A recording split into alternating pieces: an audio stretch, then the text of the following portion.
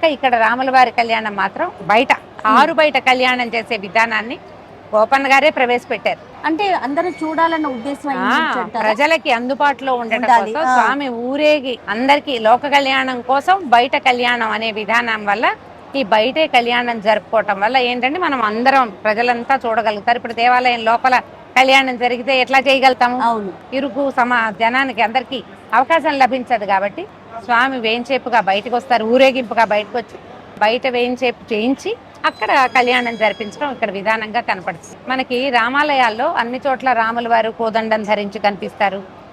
మానవావతారంగా వచ్చినటువంటి విష్ణుమూర్తి మానవుడుగా ఎలా సంచరించాడో చెప్పేటువంటి రామాయణంలో ఎట్లాంటి స్వరూప వర్ణన కనపడుతుందో అదే స్వరూపంతో మనం అన్ని చోట్ల చూస్తాం.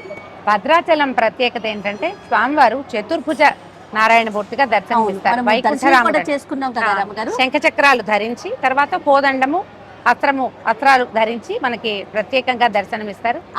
అమ్మవారు ఎడమ తొడ మీద వామాంక స్థిత జానకి అని చెప్తారు.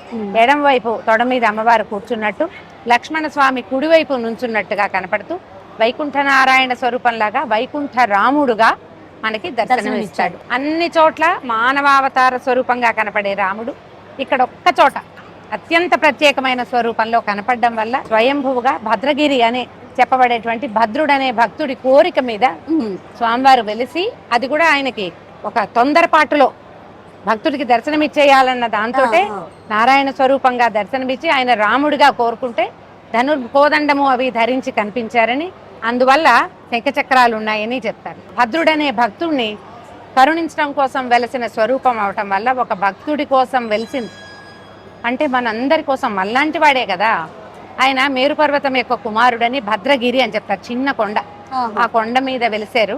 తర్వాత కాలంలో ఎప్పుడో పోగల దమ్మక్క అనే ఒక ఆమెకి, ఒక గిరిజన స్త్రీకి స్వామివారు ఒక పుట్టలో దర్శనం ఇచ్చారు.